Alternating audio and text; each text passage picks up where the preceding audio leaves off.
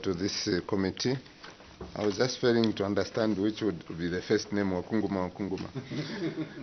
My name is Elliot Kamondo, Member of Parliament from Fumba constituency. Thank you.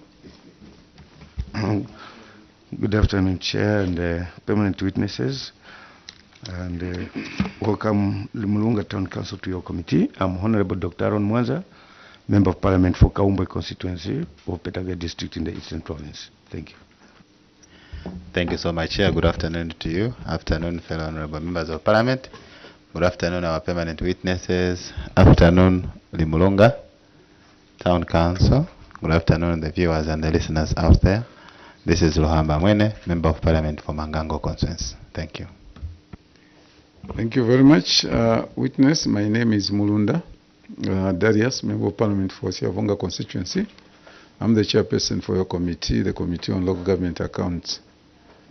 Witness, under Cap 12 of the laws of Zambia, members enjoy the immunity that is extended to you when you appear before any parliamentary committee, that whatever you say during our interaction will not be used against you. However, if you choose to mislead us, the same Cap 12 will be used against you. I have no doubt, however, that you do that, and that this afternoon will give us the factual information, the information that we need for us to generate a very good report.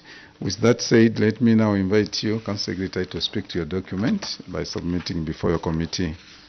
May proceed. Thank you, Chair. We are presenting a memoranda to the committee for Limulunga Town Council, where we were cited under Part 3, under appendices 1, 2, 3, 24, and 32 of the Auditor General's report on operations account for the financial year ended 31st December 2022. Part 3, under cross-cutting issues. The first query is on audit opinion on our financial statement. Management response, cause of query. Management acknowledges the query raised by Auditor General and wishes to report that the local authority prepared the 2021 general purpose financial statements. However, they were qualified by Auditor General due to the following reasons. 1. Uncorrected prior year misstatements. These were due to the errors in the prior year, specifically the adoption year, which is 2018. These balances were carried forward, thus affecting the general purpose financial statement for the years that followed, that is 2019 and 2020. 2. Unexplained variance between the actual amounts versus budgeted amounts in the budget. The Council received the audited financial statements for the periods 2018-2019 on 11th January 2022 and 2020 general purpose financial statements on 23rd March 2023, respectively. We have attached appendices 1.1 on page 13 and 1.2 on page 14 to 15 for the audit opinion by Auditor General on the financial statements for the year 2022. Action taken. Management wishes to report that the financial statements for the periods ending 31st December 2018, 2019, and 2021 were restated to correct the prior year errors that caused a difference and led to the qualification of the financial statements for the period 2021. This has been corrected and can be seen by the unqualified audit opinion in the 2022 general purpose financial statement, as indicated on the table for the main query. Further, management explained the variance over the difference between budgeted and actual for both revenues and expenditure. We have attached Appendix 1.1 as referred to earlier. For the local authorities' correspondence with the Auditor General to restate the financial statement for the periods 2018, 2018, and 2021. Remedial measures. Management has resolved that going forward, the general purpose financial statement will be prepared on the quarterly basis to facilitate for great deliberations and review by management. This move will help the local authority extensively deliberated on the set of the general purpose financial statements and allocate efforts and resources in areas or revenue lines where the local authority is not doing fine, and also establish areas where the local authority is scoring success. In the end, all the issues highlighted above will be the thing of the past. Further, just this year, 2024, Minister of Finance facilitated for a workshop to retrain and reorient finance officers in the effective preparation of the general purpose financial statements. There is a correspondence to that effect, which is 1.3 on the appendices we have attached. It shows the invitation letter, and this meeting or reorientation took place. Appendix number 2, the next query, budget, income and expenditure. Management response. Cause of query. Management acknowledges the query raised by Auditor General and wishes to report that the local authority collected 35,274,15 kwacha and out of budgeted 37,593,52 kwacha, representing a 94% collection efficiency. The uncollected 6%, which translates into a variance of 2,319,37, is attributed to the following as summarized in the table below. We have uncollected revenue that has been broken down in percentages amounting to that figure of 2,319,37. This is ranging from local taxes on property rates up to the constituency development fund, which is the last part on the table. The reasons are given. Number 1, 73% is due to the uncollected constituency development fund. You skip CDF. Thank you.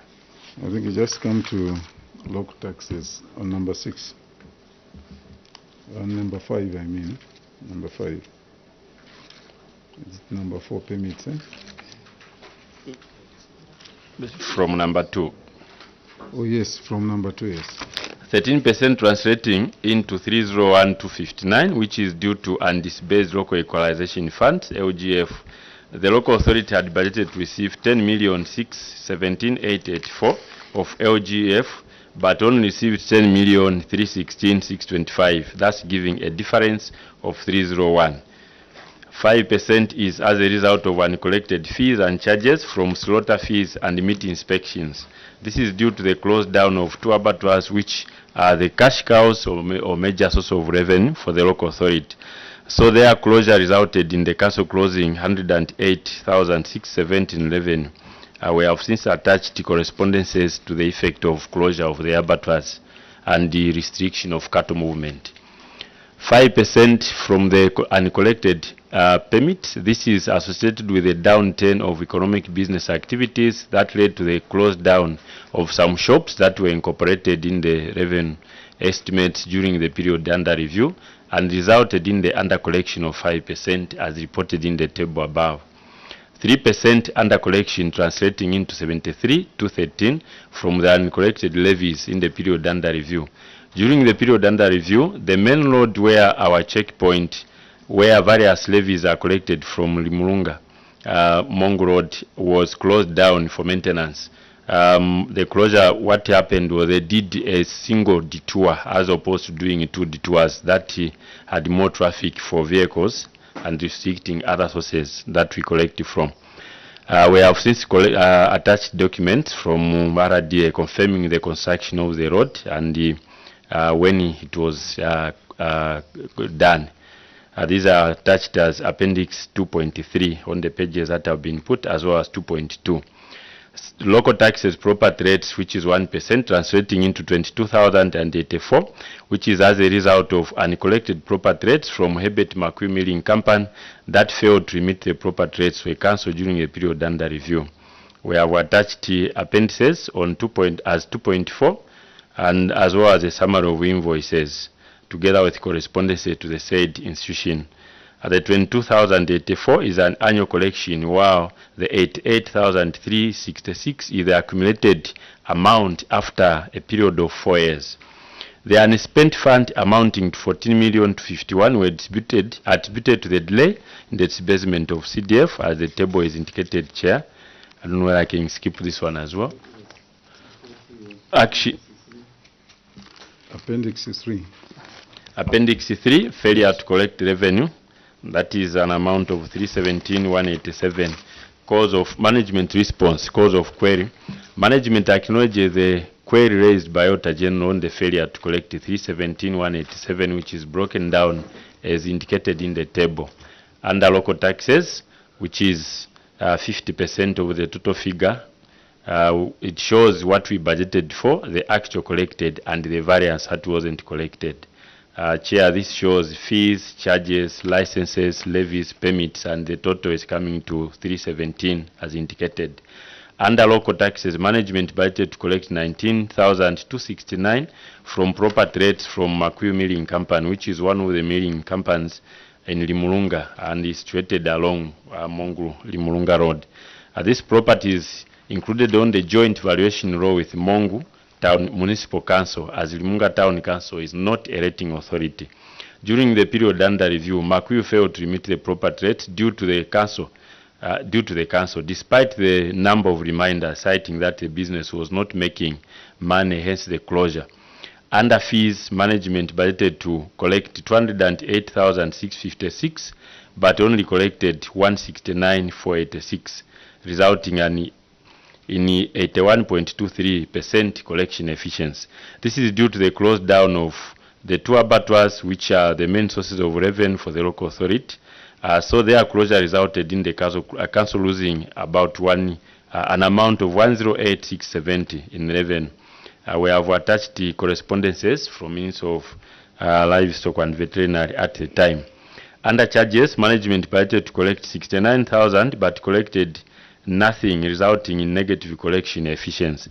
This was due to inaccessibility of advertised plots that are located at our new civic center, which is about 30 kilometers away, Chair. The plots are not accessible as the road to Kate is still not opened, thus making these plots inaccessible to developers. Under licenses, management budgeted to collect 26,250, but only managed to collect 19,000, representing 75.77 collection efficiency. This was due to conflicting collection of authorities in who should collect licenses from certain premises within Limulunga town. Under levies, management budgeted to collect 386,898, but only managed to collect 231,70, representing 59.72% collection efficiency. This was due to the main road where our checkpoint, where various levies are collected from, that is Limulunga Mong Road. That was closed down for maintenance over a period of years.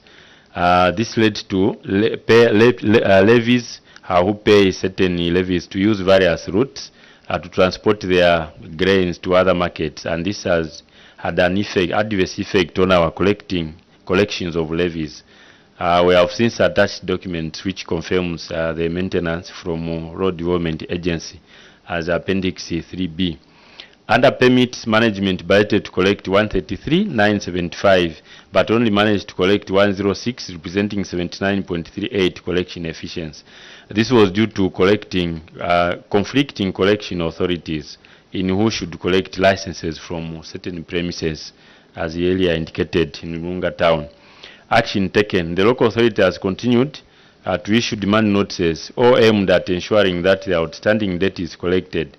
Secondly, the council has tried to advise the client to enter into a payment plan for the amount that is owed.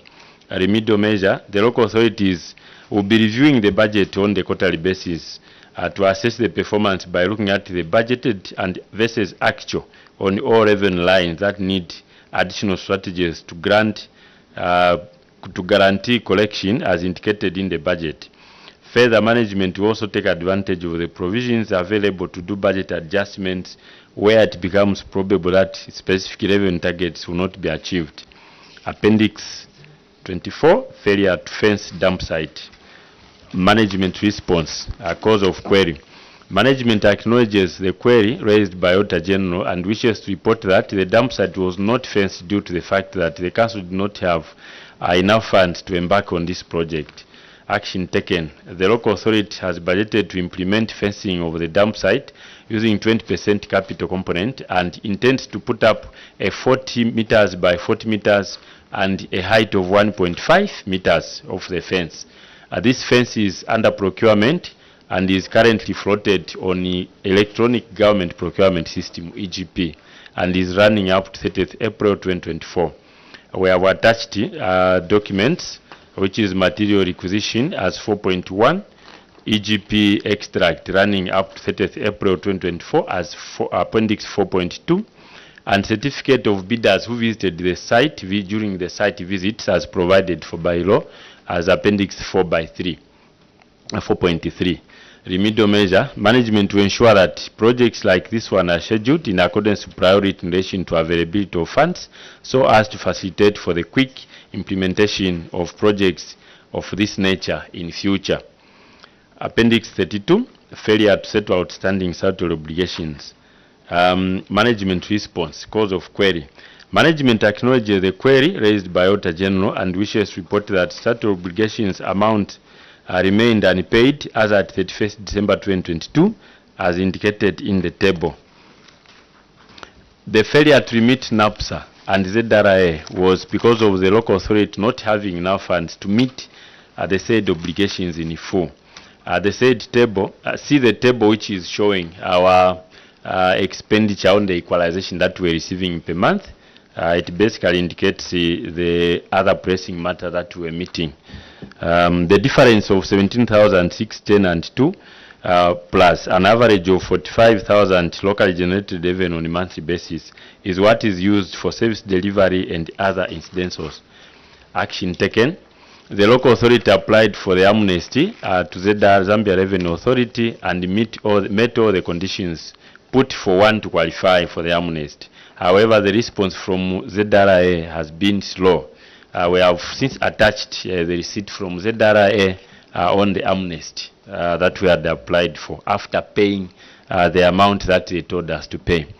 The local authority engaged NAPSA, which is National Pension Scheme Authority, and the council committed to be paying the current monthly principal and an additional amount of 20,000 kwacha on a monthly basis towards the arrears for 2022.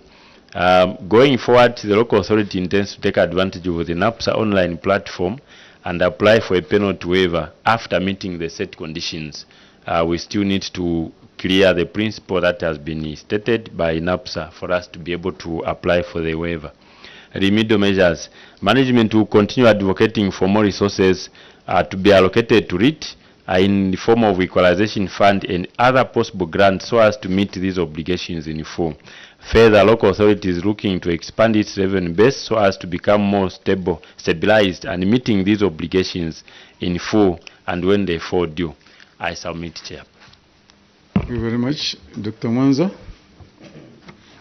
Thank you, Chair. We go to page 7. Page 7.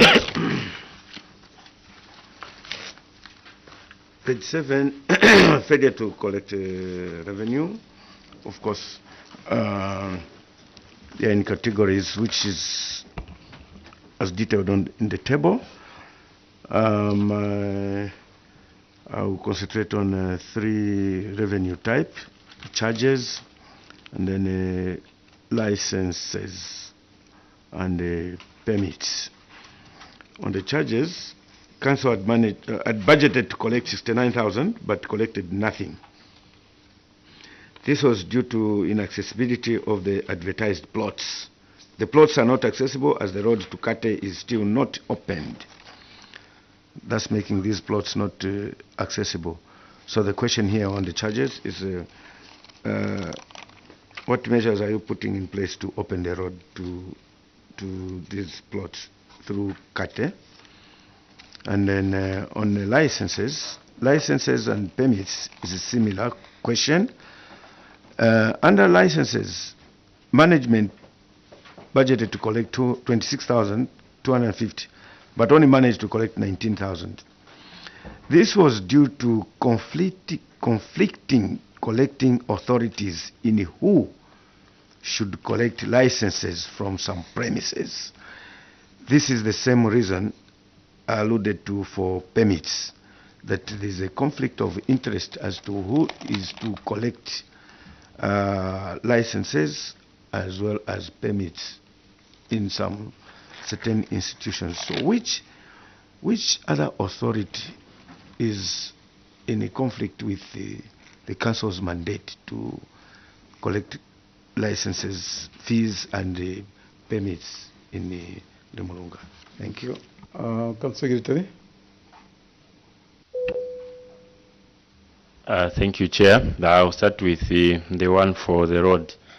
Earlier this year, Chair, we managed to invite the provincial permanent secretary to visit our new civic center premises in Ikate to go and establish where we stand, particularly on the road as well as electricity. I think we were given a promissory note to say government will see how it can be able to facilitate for electricity connection as well as open up a road from the nearest point, because they mentioned that we don't have that in our annual budget for 2024, but they will see if there is a possibility of connecting from Nangula, which has a shorter stretch of about 16 kilometers. Here, Chair, we could only lobby because the capacity of doing a 35 kilometers road is way beyond the hands of the council.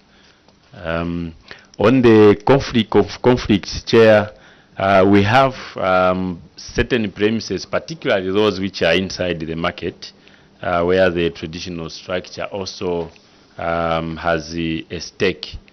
That's the conflict. So the payers find it difficult after making those payments towards the traditional structures again to make any further payments to the local authority, especially those which are falling inside the market, which belong to the local traditional leadership.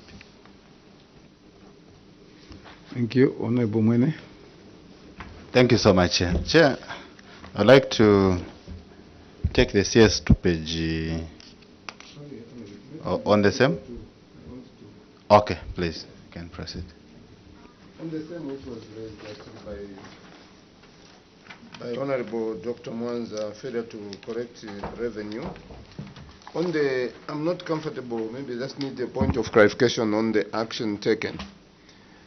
The action taken, it reads like the local authority has continued issuing demand notices to all aimed at ensuring that the outstanding debt is collected. Secondly, the council has tried to advise I'm not too sure whether it's the client, which is one, or clients, to enter into a payment plan for the amount owed. Now, if it is a client, I take note that this client should be Makuyu, who failed to pay. And this Makuyu has since closed actually the business premises. So, is this the same client you are engaging who has already closed, or what are we talking about? Just a point of clarification. Thank you. Council Secretary. Thank you, Chair. We actually appreciate the comment. I think we may have left one or two sentences. But regarding the Makuyu, yes, Chair, it's true. Unfortunately, the law still allows us to proceed because the company has not gone into an official liquidation. So as long as they still have offices, that's where we continue sending. But Chair, suffice to mention that we have now gone a step further by liaising with Mongu Municipal Council, who are not just a parent in terms of holding the property, the valuation law, but they have a legal department. So when we engage them, they stated that the best is we proceed with a warrant of distress as the easiest means. So, Chair, on the notices, it's the same premise and as stated. But I think we were supposed to add on these other payers, what we have done is to sit with the traditional leadership, which we apologize, Chair, we should have included in our action taken. We had a sitting with them last year to try and reconcile on the premises so that we see where we can create boundaries for each other. And as such, for 2024, we went into that knowing which premises we should charge and include in our budget. Thank you. Honorable. Question, Chair. Yes. I just wanted to know how you, or maybe the sources of revenue, and probably how much are able to collect per month. Are we seeing ourselves increasing or expanding our revenue base. I'm asking this question, CS, because we have indicated that in the market, it's like there is a divided loyalty, the traditional leadership and yourselves. And I think to some extent I may understand the constraints that Limulunga is facing, but do you have any other areas where you can open up so that you can maximize revenue collection to upgrade the lives of the people in Limulunga? Thank you. Council Secretary. Chair, I'll start. My colleagues may add where I may leave a few areas. Chair, it's true. We don't just sit to see such a situation. But what we did, some of the measures we did was to look at the abattoir. We observed that there were slaughters which our colleagues were carrying out sometimes late when our revenue collectors have closed. But then we realized that certain figures on the numbers slaughtered were not in tandem with what we were charging. So we sat with them to say, instead of them waiting for a revenue collector, those which are done in our absence, they need to collect on our behalf like they are doing for VAT, because for VAT they just deposit the money straight into the account and they declare the figures based on the animals that have been checked. That probably will help us to increase on the numbers. Then we have also sat there two routes that we observed that timber is being ferried. As much as we were relying on one checkpoint, which is between Mongo and Kaoma, which is Nalwe, we observed that some timber is using the Sesheke route. In order for us to get hold of these, there are two places that we feel we need to establish checkpoints from those two wards before they enter the main road. So the stage where we are is to go and employ two local persons that could be collecting on our behalf. But we further sat with the forest department, because all along, Chair, Limulunga district were not given a code by Minister of Finance, so all the timber sellers were dealing with Mongo. But from this year, our district forest has been able to deal with the timber sellers direct, meaning that we are able to now account for how many are getting timber from Limulunga. So we sat with them, and what was agreed was at a point when someone is coming to get a license from them, they need to inform the local authority also to charge in the event that we do not have a revenue collector who is able to capture those at that point. Thank you very much. Honorable Mwene, as we wind down. Thank you very much. As we wind up, just one more last question from page 9. Page 9. On the failure to settle outstanding statutory obligations. Yes, I can say during the time of audit you had a huge balance on the statutory obligations. You are stating here also on page 11 that the local authority actually applied for amnesty with the ZRA. I have gone to your appendix. Okay, I have not seen your letter to ZRA. Instead, I've just seen a receipt there for the payment you made at that particular time. So I don't know whether you have the letter with you that you applied to ZRA. 1, 2. Other councils, CS, have been able to utilize waivers, okay, that ZRI has been putting in place, and utilize that chance, that period. They've made the massive payments. Unfortunately for Limulunga, you have not been able to do this. So why? Okay, then thirdly, when do you think CSA will be able to finish off paying these statutory obligations? Because this money is needed by ZRA and the NAPSA.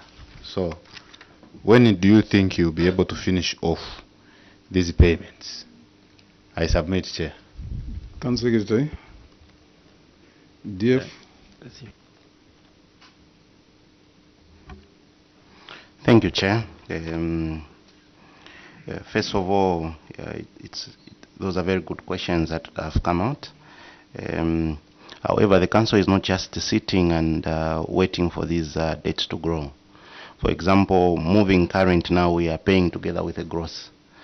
However, if you are able to understand those figures, the majority of it is as a result of the penalties. So those penalties are the ones that the council now engaged. DF, can you withdraw if you're able to understand? They are able to they are members of parliament, so they understand. Thank you, so Chair. So you say if you look at those figures, not if you're able to understand. I withdraw, Chair. Please.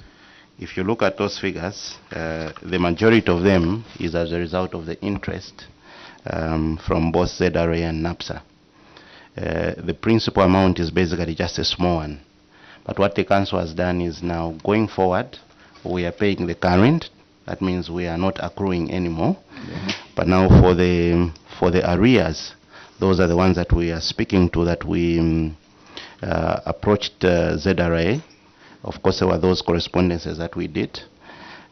What we have attached is a receipt that they asked us to pay a certain amount so that they can be able to, we can able to benefit from that that provision. So where we are now, the council is just basically waiting for the response now by ZRA to basically just sign that, so that those penalties can either be forgiven going forward. According to you, which one would you prefer? According to you, DF, which response do you prefer? Do you prefer to be given a payment plan or to waive it completely? If it was to be waived, Chair, that would be the best for the council. No. Where it fails, it will make you lazy. Next question. Okay, switch off. Chair, the other question has not yet been responded to. DF, before you go away, there was a question, because you have elaborated very well that you want to be current so that you don't accumulate interest. By then, my colleague here is asking, what would be the period of liquidating the same? Or maybe you're waiting for the guidance from ZRA. We are hoping to actually have nothing, zero. Chair, allow me to take it. He may add, should do. I think the first part where we were asked about a letter from the Honorable. When we were applying, Chair, it was an online arrangement. That's how come then they gave us a figure of 95,000. I think probably if we could have done a screenshot of the online arrangement, would have been able to attach. Coming to the liquidation, as he has mentioned, I may need to add that if we check on page 10, we were showing how much we were receiving as at 2022, which was 866,374 per month. But fast forward to 2024, we are at 1 million in terms of grants from the Ministry of Law Government. We haven't attached anything to that effect, but I can confirm that we are receiving 1 million, and the balance that has remained, other than a few obligations we have been attaching, we want to clear, starting with NAPSA, the principal is about 235, somewhere there. So that if we can clear that, then we are able to apply for a waiver on the penalties.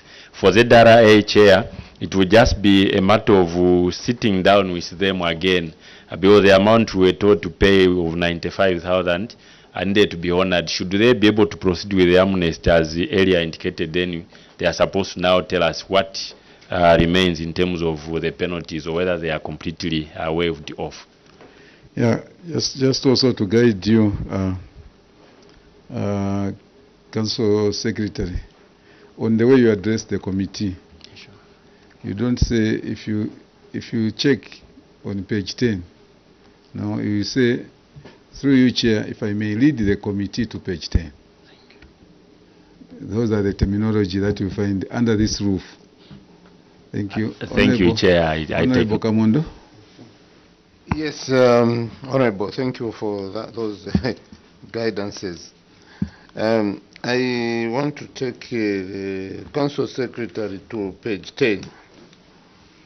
Page 10. I just want to respond to one of the responses he has just given now. He has told us that on a monthly basis they are receiving about 1 million kwacha, that is the local equalization funds. Meaning that after the equalization fund or bill, after that amendment, which came with a lot of waivers, the capital project, which is supposed to be 20%, is no longer going to be used for capital projects. For me, that makes them actually, gives them another leverage so that they are able to sort out some of those statutory obligations. I just want to confirm with him whether the 20% in Mulunga is still being used for capital projects or it is being used for something else. Thank you. I want to take all, just hold on, Council Secretary. I want to get all the questions, then you can. Honorable Singombe, then Honorable Mwanza. Chair, it's my last question looking at time. CS, you have indicated the traditional leadership having a portion of the revenues that is supposed to go to the local authority. I just wanted to find out whether you've had time to sit down and resolve this particular issue with the traditional leadership. And if you have, what have they said? Do you have any lasting solution to these situations where the traditional leadership also wants to take something and also the local authorities want to take something? Chair, lastly, the resources that go to the local, to the traditional leadership, is there anything that you can point having been developed as a result of the monies that they collect from the markets? Thank you. Thank you. Honorable Mwanza. Chair, may I take the committee to page 9? Page 9, Council Secretary, page 9 of your report.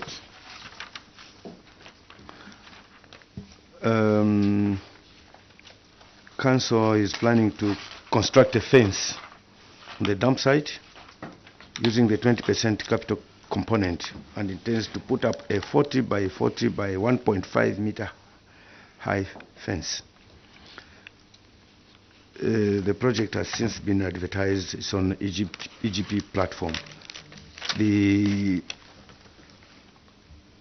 Now, when we go to Appendix 4.1, I see there is a material requisition form.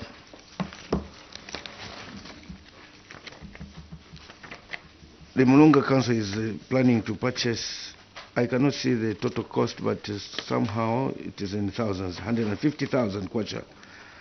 What is the description of the item, the materials that you want to procure? But I can see it's related to the dump site.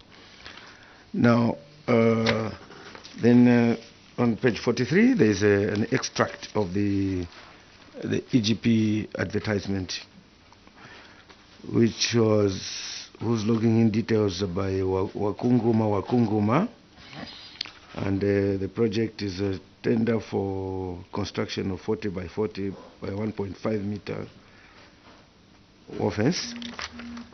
And page 44 is a certificate of bidder's visit to site. There is only one bidder that attended the site visit.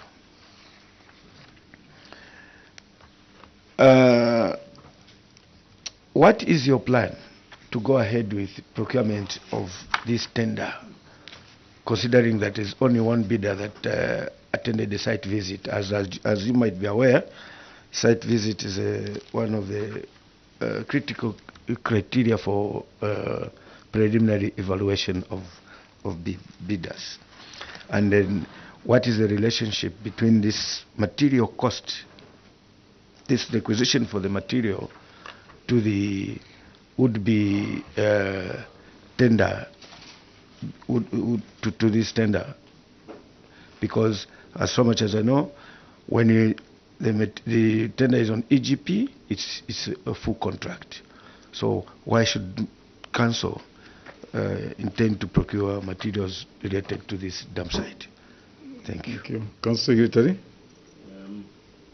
Thank you, Chair. I will respond to the 20% traditional leadership plus anything that may have been done. For the other technical issues on the 40 by 40, I'll leave it to the engineer. Chair, I can confirm that the 20% as per guidance from government is no longer being channeled to the capital because all the projects that are outstanding are covered under the amounts we're collecting in 2023. For the traditional leadership, Chair, as I mentioned earlier, we had a sitting. That should have been, it was around December 2023.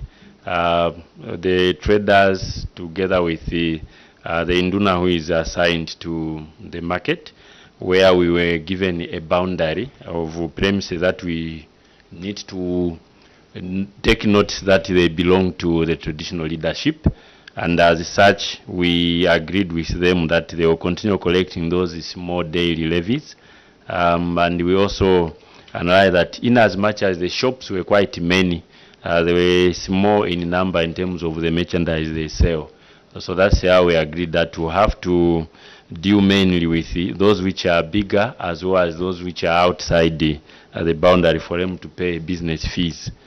In terms of what is plowed back, under the current arrangement, the traditional leadership pays for the security of the day-to-day running of the market. They also handle payment of water bills for the main tap in the market, while we pay for the water bill that is accrued to the ablution block that we constructed inside. Other things like garbage collection are done by the local authority. That's what I can confirm, Chair. Probably allow me to call upon the engineer to speak up on the 40 by 40 dump site. Engineer. Thank you, Chair. The first part of the question speaks to why we are procuring materials when the project is on EGP. This material requisition, Chair, covers both services and goods. So procedurally, the end user is supposed to request for those services to be procured, and that becomes the basis for procurement to proceed and solicit for bidders. So it's for services, not the materials, as alluded to by the Honourable Member. So what we requested here was to procure the services of constructing a dump site. The second part, the bidders that attended the site. Through you, Chair. Well, I get your explanation, but if I look at, we can all go to page 42, the appendix 4.1. What is the description of this material purchase requisition form? I cannot read anyway. So, do you have another document? Do you have the original document to that? Thank you, Chair. We have one. We apologize that it was quite faint. It was very difficult to photocopy. Okay, just pass it on. Sure. That's why I just give it to the Honourable there.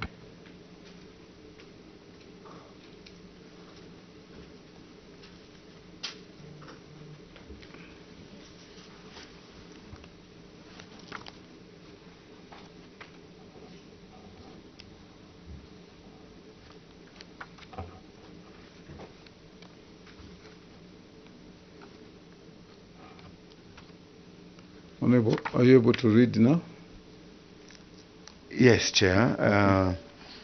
This material purchase requisition form, the item description, the items that they're describing here is construction of a 40 by 40 by 1.5 meter dump site perimeter wall fence. And the total estimated cost is 150,000 kwacha. It is ably approved by the head of procurement and so on and so forth. So, in any, can you just send it back? It's fine. Okay. Yeah. So I understand that you're procuring for the services. Thank you. Limulunga, I want to appreciate your appearance before your committee. Which question? There's only one bidder who Yes. attended site visit. Exactly. And engineer. since then, the site visit is closed. Engineer. So how do you intend to proceed with procurement? Thank you, Chair. Through you, Chair, we had more than one bidder. It's just that during the time we're capturing, we missed out some. We had the 3 bidders who attended site visit, Chair. Yeah. So it will still be valid. In the absence of that, we wouldn't know, isn't it? Yes, Chair. In the absence of other documents or other bidders here on your report, we wouldn't know. What we take it is that we had only one, and that's the concern of the honorable member, that how do we proceed with one? We should not do that. We must always make sure that everything that is required, we just put them together. Because at times you make people to start filling in the brackets, you know, because we feel then this is the reason, maybe you're hiding something, or maybe to some extent that one is your relative, which is not the case. We want to appreciate, switch off your mic, we want to appreciate your appearance, and we want to encourage you as a team to continue working hard, working together. We appreciate the initiative that you are using, even on liquidating the dates that you have with those various institutions. That a lot of, if not all the local authorities, you find that the amounts that they are supposed to pay, maybe ZRA, NAPSA, it's minimal, but the penalties always is what is killing our local authorities. So it's a good initiative that you want to be current and then negotiate on how you can liquidate the same date. Continue working hard. We appreciate your appearance, and at this point, let me withdraw the immunity conferred on you, Council Secretary, and your team, and allow you to travel back to Limulunga. It's a very respected district. I won't say much. Thank you very much. At least I'm cited.